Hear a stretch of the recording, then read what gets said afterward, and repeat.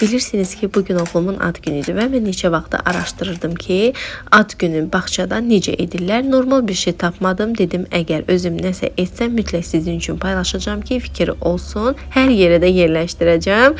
Belə kağızlar özüm dizayn edib, yoldaşım çıxartdı evdə. Sonra isə cupcake'lərə marsipan almışdım. Onu xəmir halına gətirib üzərinə qoyuram. Kremli şeylər etmək istəmədim, çünki kiçik qrupdur, ziyan olar. Böyük yerlər onda tort zakaz eləyərəm. Ondan da əlavə İbrahimin kiçik dostlarına hədiyyəsi də oldu.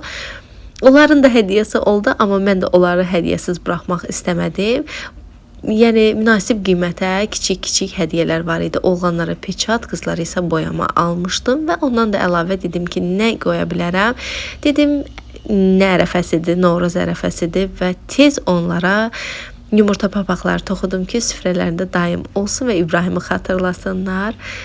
Lollipopları da yerləşdirib 15 paket olacaq, 15 uşaqdır. İbrahim dövlət bağçasına gedir. Özəldə bilmirəm necə eləyirlər.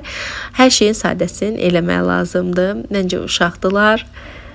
Belə cupcake'lərin necə halındır? Məncə ilk dəfəyə görə yaxşıdır. Bu da isə bağçanın halı.